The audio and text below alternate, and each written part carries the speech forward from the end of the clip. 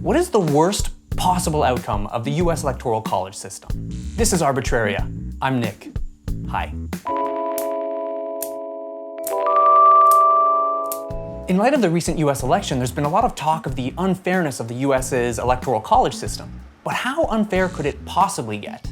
Actually, pretty bad.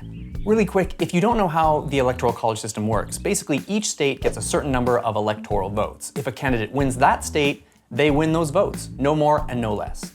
Whoever gets 270 electoral votes wins the presidency.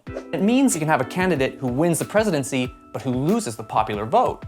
But what's odd is that individual electoral votes don't represent the same amount of population from state to state. Some states are weighted more heavily. Texas has a population of 27 million people and has 38 electoral votes. Wyoming has 586,000 people and 3 electoral votes. Or one voter in Wyoming counts for 3.7 voters in Texas when it comes to electing the president. But why should a vote in Texas be worth a quarter of a vote in Wyoming? Now, these are the two most extreme examples, but look at what can happen under the Electoral College system. What's the minimum amount of support a candidate would need in order to get the White House? Well, let's look at these 39 states. Now, these states would give you 270 electoral votes or enough to win the White House. However, they only account for 43.5% of the American population.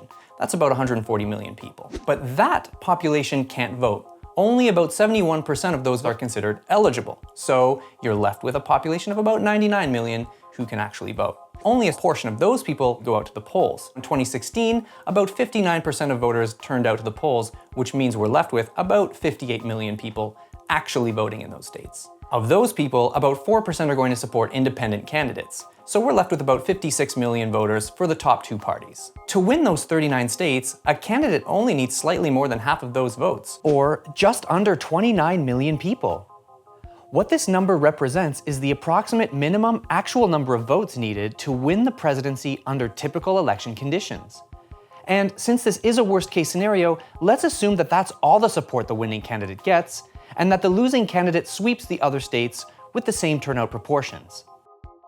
In that case, the candidate winning the presidency would only have 21% of the popular vote, winning against a candidate who had 75% of the popular vote. And if you go back to the entire population, that 21% of the popular vote could represent as little as 8.7% of the entire population.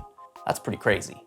If a party was able to actually buy votes, spending, say, $50 per person to get people to come out to the polls and vote for them, they could effectively buy the White House for $1.4 billion. And if that seems like a lot, $1.4 billion is about what Hillary Clinton raised for her campaign in 2016. If the Electoral College system bothers you, there is some hope.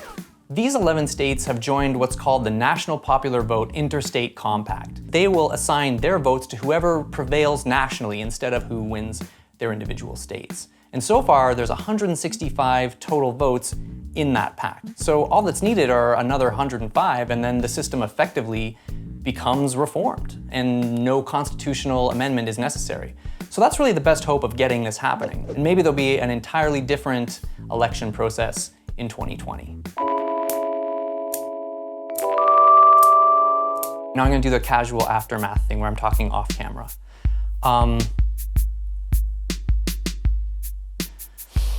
I don't know.